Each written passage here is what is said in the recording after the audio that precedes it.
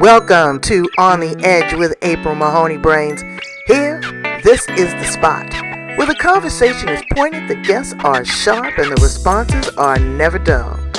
Welcome home, Brains. There's only one requirement to hang out on the edge, is that you open your big brain and close your small mind. Did you bring your thinking caps? It's time to put them on, because the conversation starts now.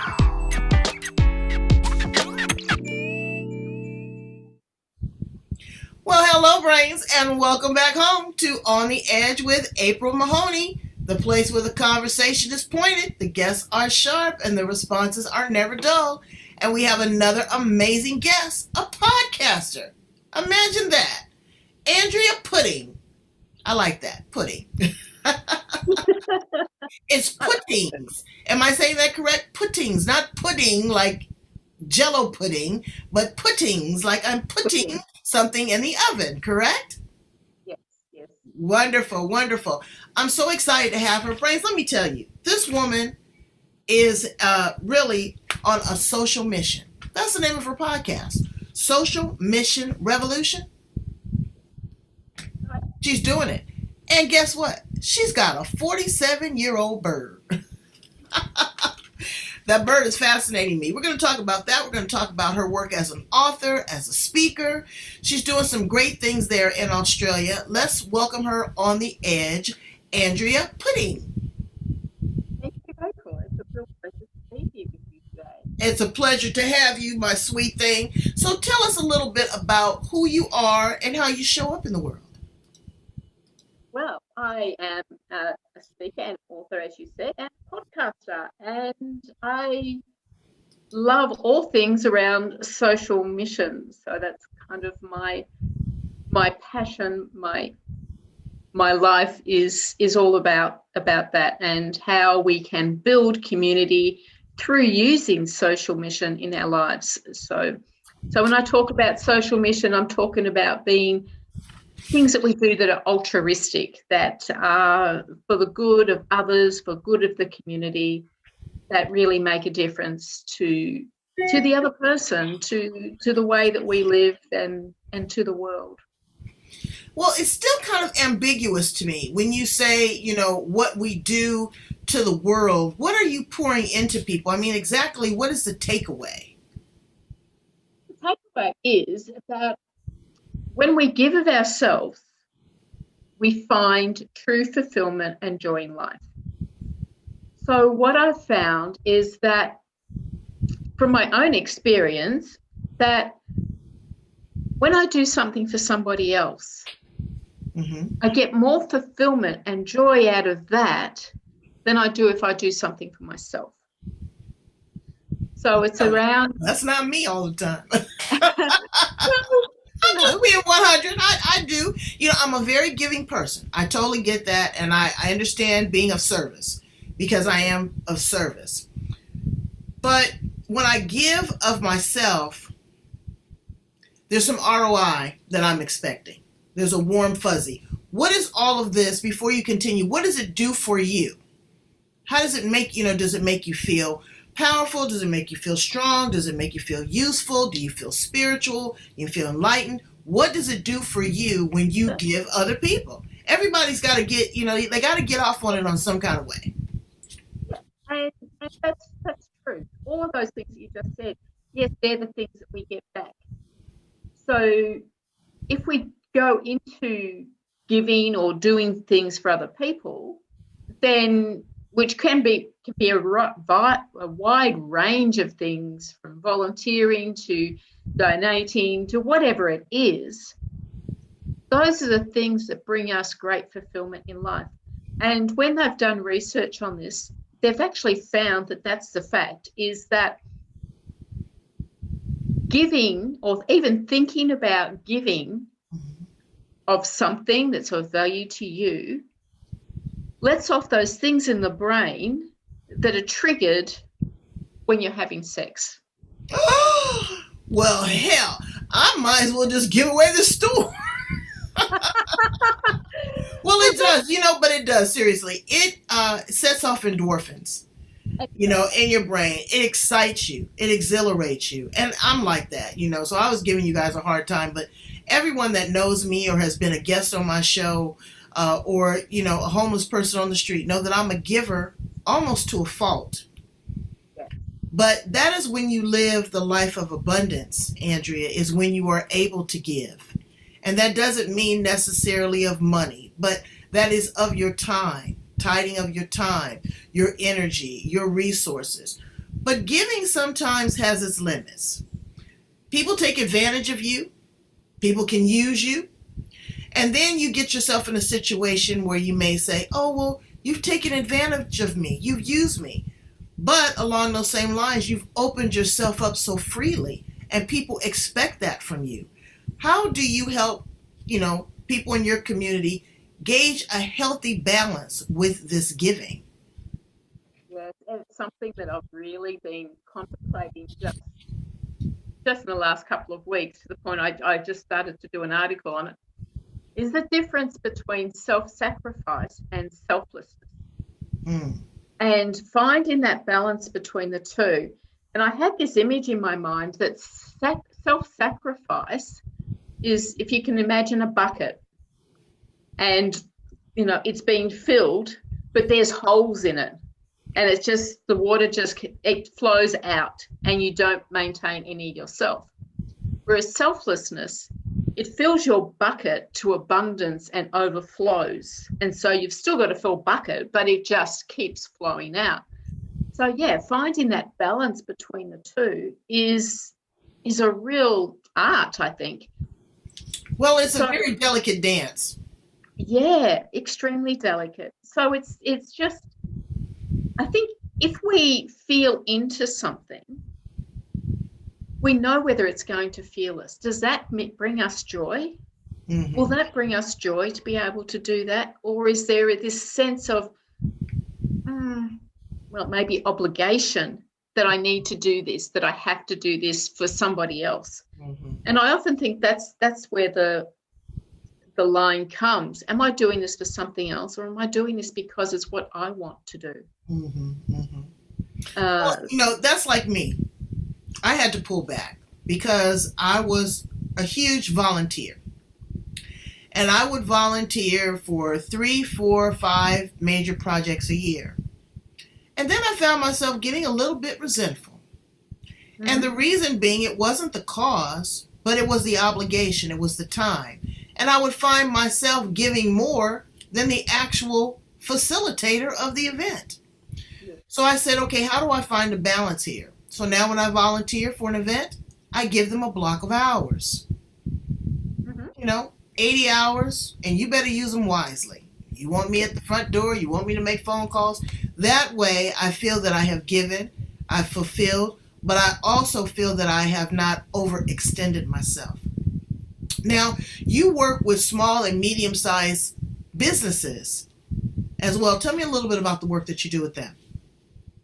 Well, I'm very passionate about community. Community is one of my core values. So what I see is this need, this importance of building community within a business, because without that, we tend to lose track. We have people working together who aren't connecting to each other, and it all becomes a quite solo. We work in solos rather than community. So through finding, and then we have a whole lot of stuff happening where people are just it opens the doors for bullying, it opens the doors for people burning out, and you find there's no real loyalty and commitment from people in that kind of community kind of workplace. So when we build people together in community and have them connecting with each other on a personal level, we start to connect the dots, the people. Too funny. So, Brains, we had a little technical difficulty, but that's okay. We're going to pick up where we left off. I was talking to Andrea Putting, and we were talking about the sense of community. But before you continue, here in America, I remember going to a meeting, and the woman was saying at the meeting that uh, the sense of community and friendship and camaraderie is really a lost art. And so now the culture of kindness is coming back into the workplace. When you say community, what do you mean? Do you mean a sense of caring for one another, support for one another? You know, again, because there's boundaries there. Some people don't like the warm fuzzy. Sometimes they just want to go in 8 o'clock, get out at 5, and nothing in between. What do you mean by building a community? Building a community in the workplace is about people finding a place where they feel valued for who they are. Mm-hmm. And to do that, they need to feel a connection with other people. They need to feel like the person that they're working with actually cares about who they are and what's important to them. Mm. We need to be able to build that sense of this is a place that I want to come to, that I want to belong to, and where I can make a difference, I can contribute. So I call it the ABC of community because I think that every person needs to have a sense of acceptance, a place to belong, and an opportunity to contribute. Now, of course, in the workplace, you contribute, but you've got to be able to contribute what makes you feel good. Right. And there's plenty of workplaces who I think are still living back in the industrial era, where the boss is the person and no one else gets a say in anything. Yeah, they Or rule. They rule with an iron fist. yeah, I have a great analogy with that chocolate, sharing chocolate with that. It's like they keep all the chocolate to themselves. And then there's another kind of leader who only dishes out the chocolate as a reward. And then there's the other leaders who just share the chocolate with everybody in an opportunity to grow and develop together. So building the community is really about to build the community that has a workplace where people are loyal and contribute. We have to build in the acceptance, the belonging, and the contribution. So that contribution can be a case of we bring people to the table and we develop and create this business together. We develop and create innovative ideas. But of course, my favourite is that, hey, what is it that's greater than this business that we can do in the world? So what is the social mission of this business? How can we give a bit of our time, a bit of our energy, whatever it is, because social missions can differ according to whoever you are. What is it that we can do that's going to make a difference outside of just our everyday business? And I find those are the things that really inspire people in the workplace to come along, even if they've got a really dull, boring job. It gives them that inspiration that what I do makes a difference. Right. Absolutely. And you have to have a purpose. You know, if you're picking up trash on the beach, Yeah. there's a purpose behind that. And you have to feel a sense of belonging. I get that, with community, because you spend 40 to 50 at a minimum hours a day with the people that you work with. But how do you bring on management? How do you convince upper management of the significance of this? Because they want that machine to run. But if your employees are not happy, it's like having no gas in your car, correct? Yeah, exactly. And there's 8% of employees worldwide are disengaged or disinterested in the workplace. It's massive. It's a massive problem. Yeah, so that is one of the things is things like that. It's like when your employees are not feeling it, let's put it that way, Right. they aren't going to be engaged. Your profit's going to be suffering. Your productivity is going to be a lot lower than what it could be. And the fact is that 70% or more businesses are not reaching their full potential. And, I think there's a great correlation in the numbers that say that this is why, is that when people aren't working and don't care, if they don't really care about your business or where you're going or what the future is, Right. then they're not going to put in their full potential. And they're not going to invest in your business, and your employees are your investment. They are your investment. And if they're not, again, gung ho, there's not going to be any profit sharing, not going to be a Christmas party. All of those things. But a lot of that has changed. There used to be, and I can speak, from my corporate experience. I don't know what it's like now. I haven't worked in corporate America, and I can't remember when, and I'm so glad I can say that. But it wasn't a bad thing. But it was a point where they really invested in the employees. They brought in trainers. We had a masseuse that would come in for wellness. There was off-site events. There was team builders. There was employee health seminars. There was cross training. It was a lot of money put into the employees from upper management and human resources. And I've had some of the best human resources people.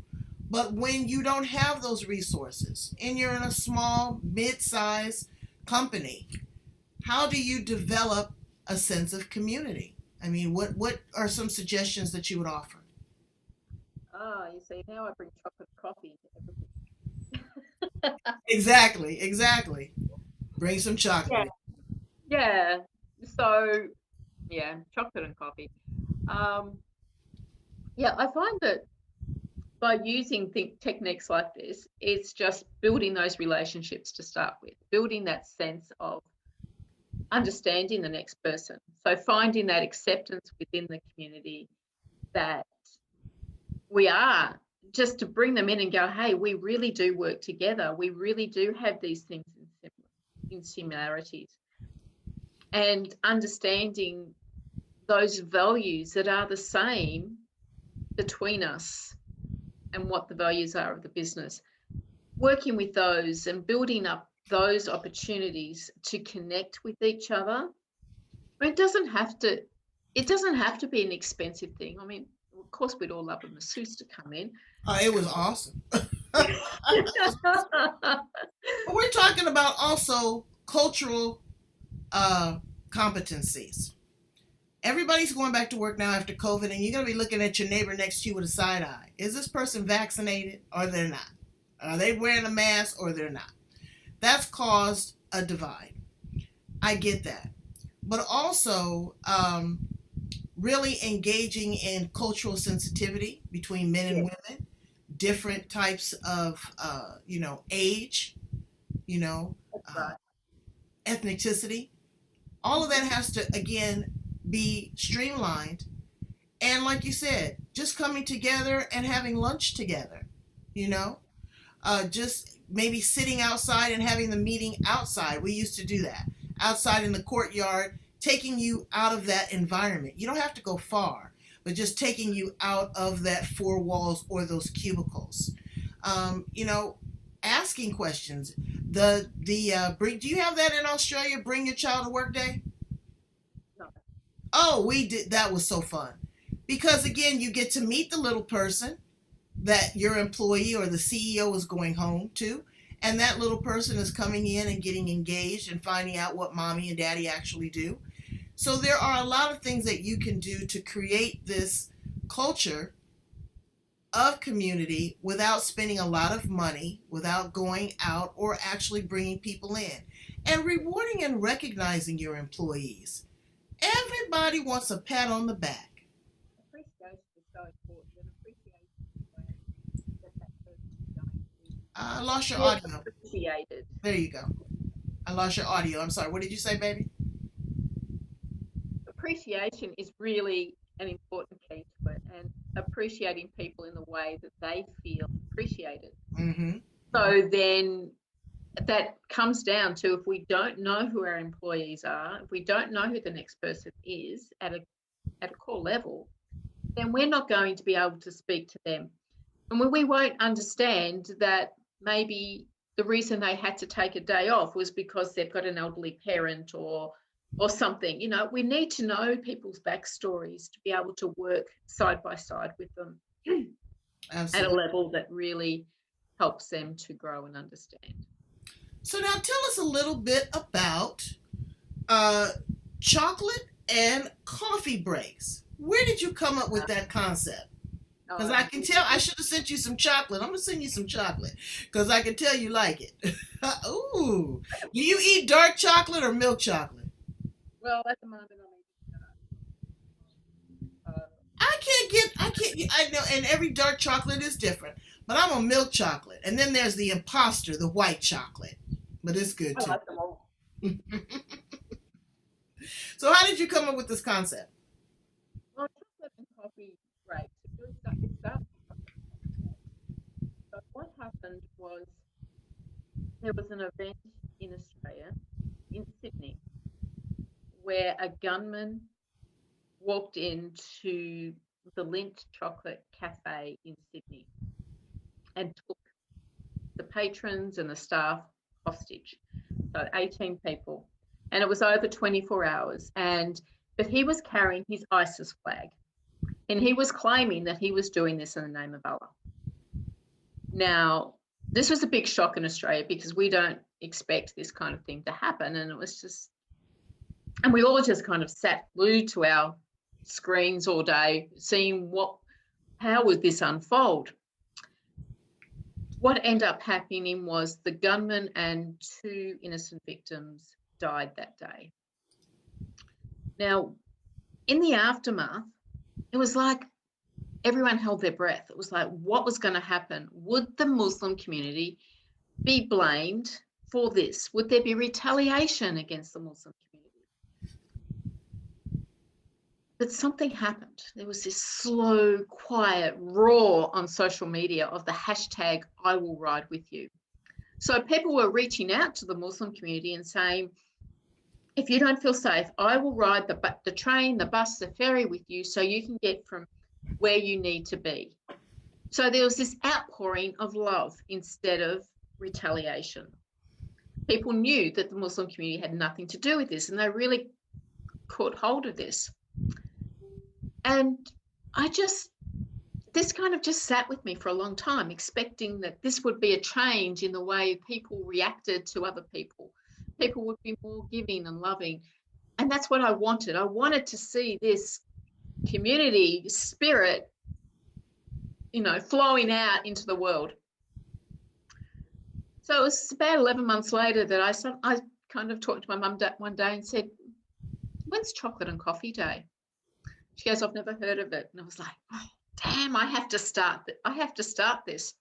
So I started Chocolate and Coffee Day for Religious Harmony. And this was December 15th, 2014 was when the event happened. So 2015, I started Chocolate and Coffee Day for Religious Harmony. So the idea was that you just reach out to someone who is different to you and share in these simple pleasures of life, chocolate, coffee, and conversation. Because when we just sit and talk to someone over a cuppa, bit of chocolate to open us up, we get to know each other. And the empathy comes. We get to walk in someone else's shoes. And that's the research has been done that shows that if you just listen to one person who is different to you for 1 hour, those prejudice will break down, not just to that person, but to the whole social group. Wow. So just this sharing, reaching out to someone and sharing in chocolate and coffee can do amazing things for the community. That's beautiful. Yeah. And so, that's been going on since 2015. And then people were starting to say to me, well, we need this more often. This is something that can go beyond just this one day. Mm-hmm. And so then chocolate and coffee breaks eventuated from that. And so it's kind of like, that's why I can bring that into a workplace situation to get people to understand and talk with each other on a deeper level. but also in community. And, it's something there's one particular other social mission that I know where they bring people together from refugees to help them assimilate into Australia. What they've done, they started using chocolate and coffee breaks to build their community in other areas.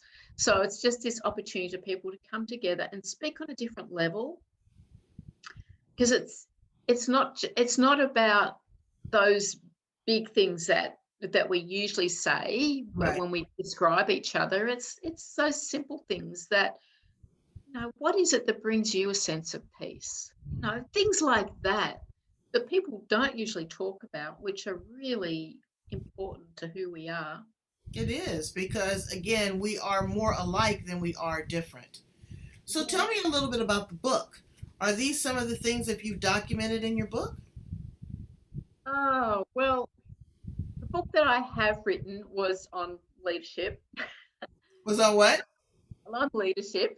Okay, this So and this is it, because you have to lead by example. So that's totally in alignment with what you're saying. And like I said, upper management, again, they get kind of snooty. They have their butts and up in the air, and they forget about the pyramid. And the pyramid doesn't have to be like this. It should be inverted. It should be like that. yes, and that's the pyramid. That's the way I've always learned that's where leadership is at the bottom of the bottom of the pyramid. So my book, the book that I have written and been published is Awaken Self Leadership, and that is on leadership, and it is about that model of how we build and grow community within the business, and I do throw in a bit of the chocolate and coffee brilliance into that. And I'm currently writing another book on social mission revolution. So that's more about the stories that I talk about on my podcast. Once I've written those two books on social mission, then I might look at writing the book on chocolate and coffee breaks. So, it just keeps going. And it is, you're ever evolving. And this is a subject that has no end. There has been prejudice and discrimination and segregation and separation since the turn of time. There's always been a divide among individuals, and unfortunately, I don't foresee that changing. It will take on a different form. I don't want to be, the Debbie Downer, but when we meet aliens, we're not going to like them because they're green or whatever. There's always going to be something. But what I like for people to do is I like for them to leave space for acceptance and for dislikes. I always use this example. My dear sweet mother loved okra. And every time we made greens, collard greens or mustard greens, she had to have okra with it. I can't stand okra. I don't like it. So I never put it on my plate. And she would ask me until the day she died, I've got some greens, baby. You gonna try some okra with me? No, mama. I say that to say this, is that I didn't like it. She knew I didn't like it, but I accommodated her. And I met her where she was. I gave her what she needed. And eventually I tried it, and it really wasn't that bad. I mixed it, I fixed it up. But it wasn't something that I chose to put on my plate. But the good thing about my mother, too, she kept asking me, but she didn't force the issue. And that is something that I'm seeing in society, is that you want to force your opinions on someone. Leave me enough space not to like it. As long as I'm not bothering you, hindering you, disrespecting you, let me have the right and the space not to like something. That's a part of the boundaries. That's a part of the human experience. It's not always about acculturation. Sometimes it's about assimilation. And people just don't get it. They want to, make you be something that you're not.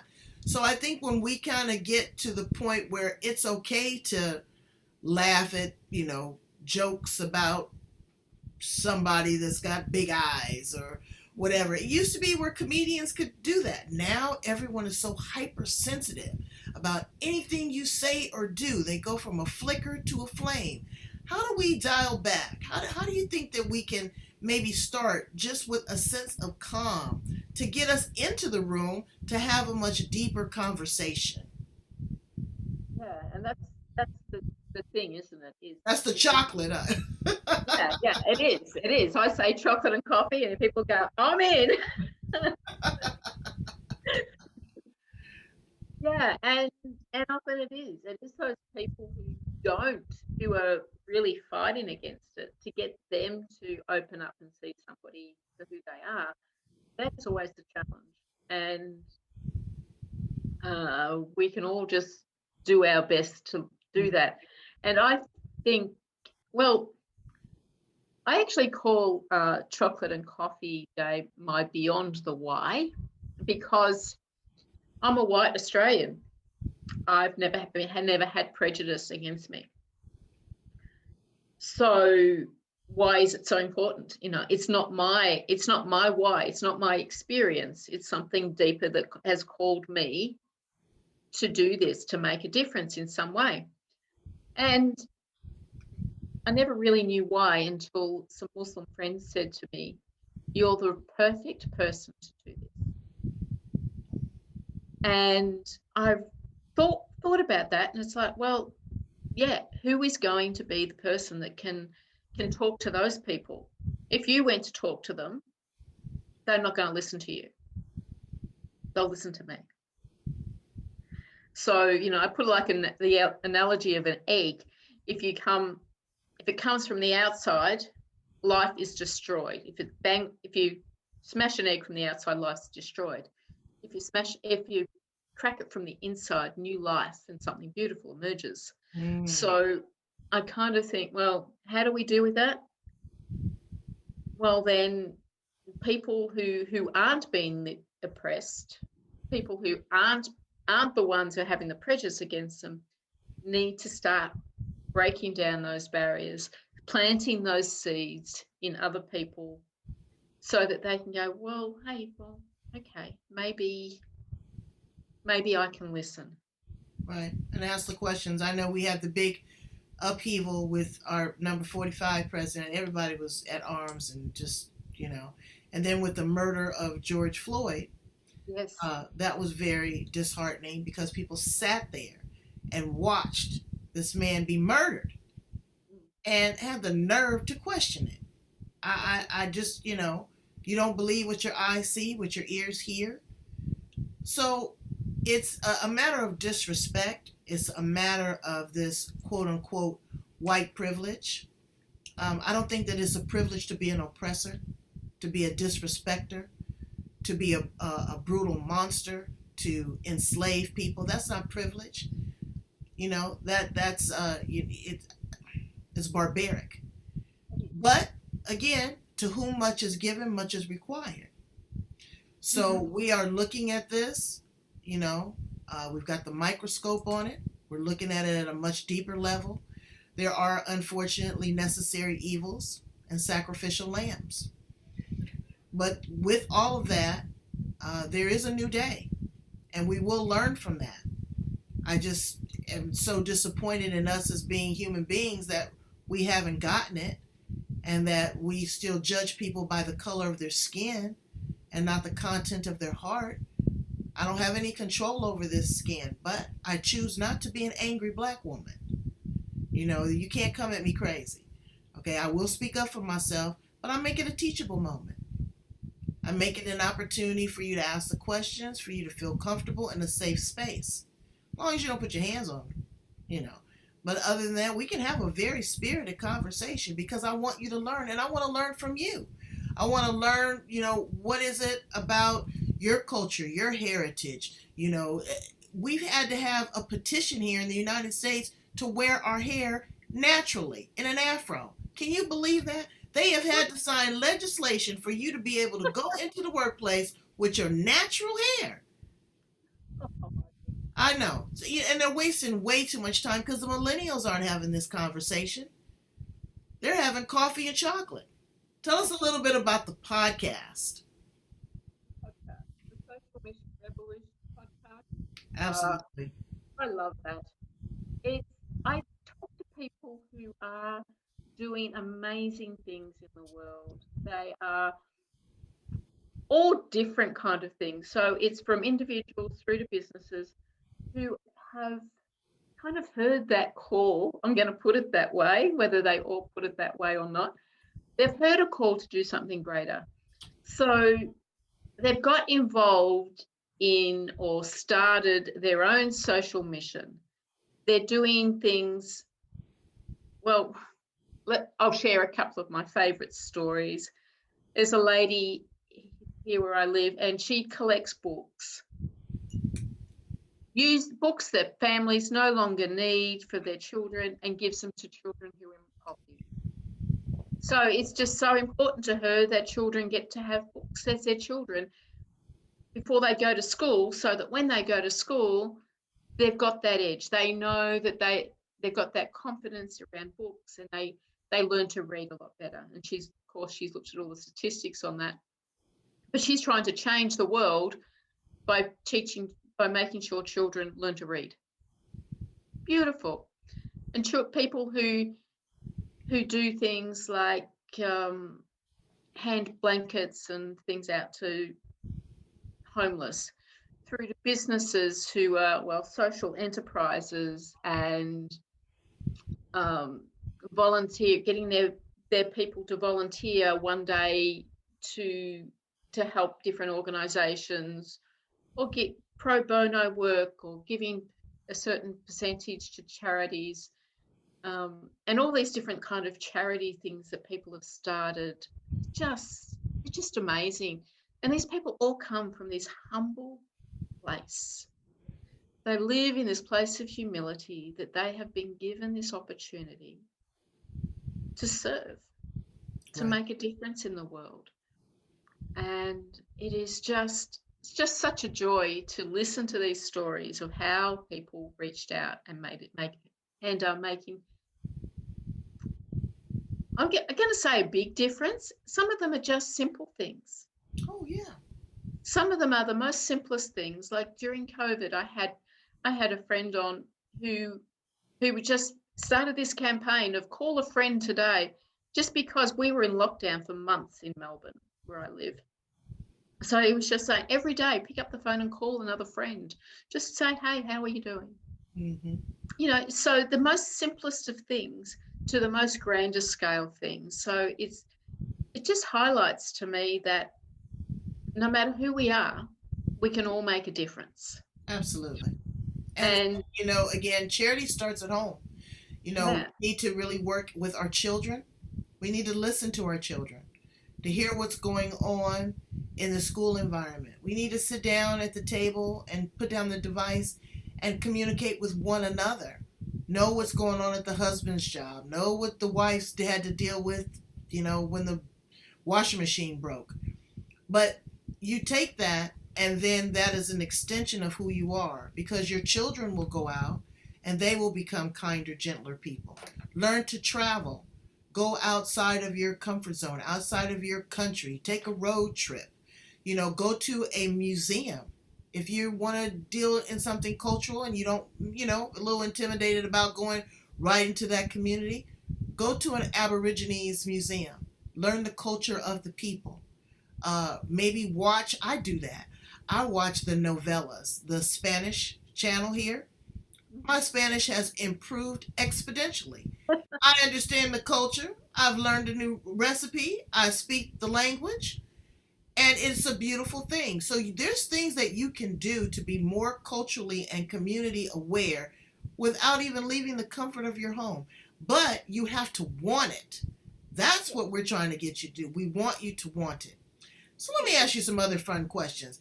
I just am enamored, and I think I asked you about this in our conversation previously, about that tapestry on the wall. that's a quilt. That is a beautiful, beautiful quilt. Yes, it's a heart shaped quilt, and my mother made that.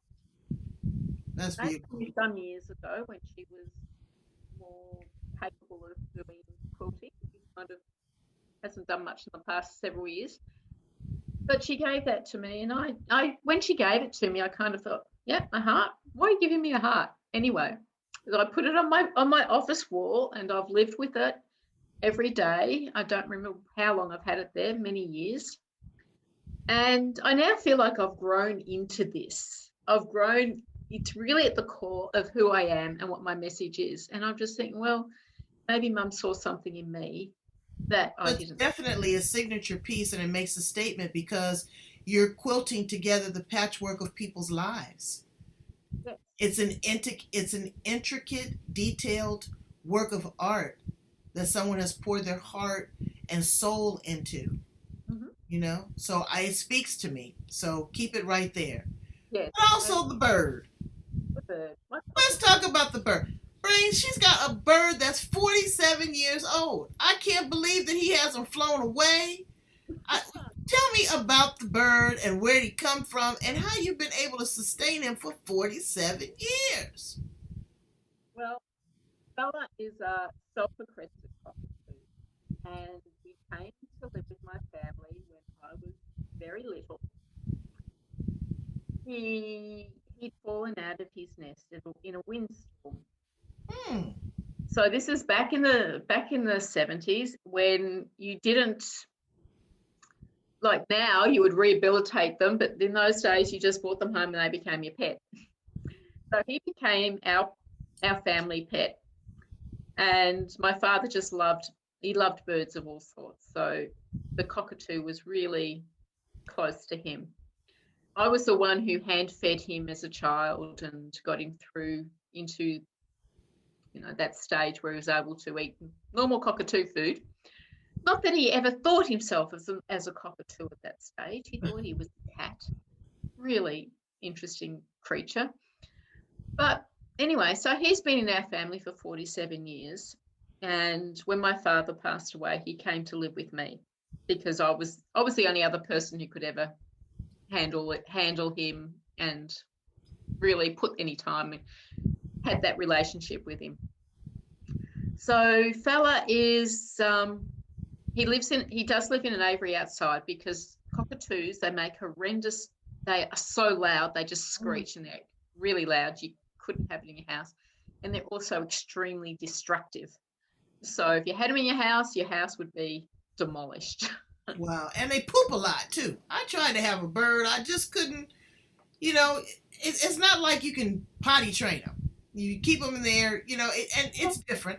Fella seems like he is just really, he comes out, you take him and you bring him in the house, and does he interact with your children well and other family Yeah. members?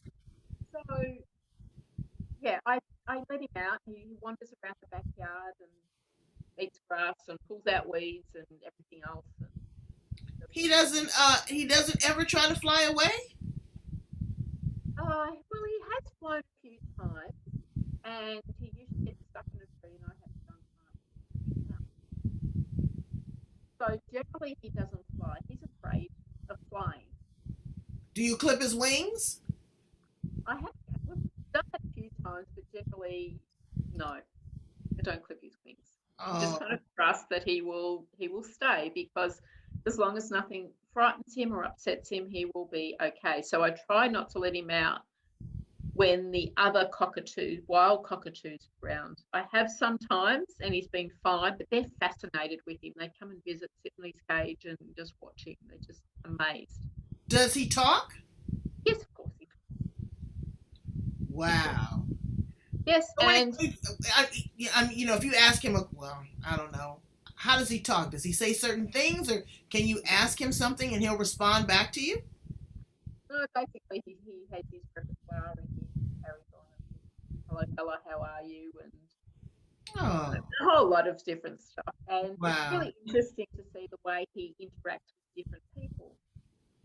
Where we live, we sometimes get people walking behind and put his cage where he can talk to other people. But if he has an old man voice. So if he hears men talking from a distance, he'll start this kind of conversation, reflecting what he hears. It's fascinating. And then he has this different way of talking with children. He loves it when children come by. I've now got grandchildren, so they're being trained to be the next caretakers of the cockatoo, because cockatoos can live up to 100 years in captivity. Wow. This particular type of cockatoo. And he just goes crazy. He loves the children. He starts to dance and loves to sing. And so Oh. my grandson has started singing to him now, which is really cute. 2-year-old. He sits there and sings and dances if the cockatoo starts. You're gonna have to film that. They might be the next TikTok stars.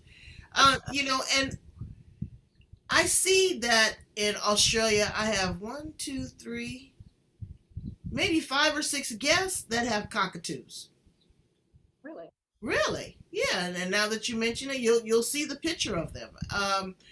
What is it about the cockatoo that you think is so popular? Here we have parakeets, we got doves. The cockatoo, and probably because the cockatoo can talk. Oh, yeah. Cockatoos are interesting creatures. They're considered pests by farmers Mm. because they are destructive, but they're incredibly intelligent. They have the intelligence of about a 4-year-old, Mm. apparently, and they're quite whimsical. You can see, if you see videos of them around Australia, the wild ones, they'll get into things. There was one particular, they put up these barbed wire or some kind of wire on top of a building, so the cockatoo just go and pull it off. No, we don't need that. But they're intelligent creatures, and so they can be quite engaging Right. company. Well, Um, we and can but learn from them.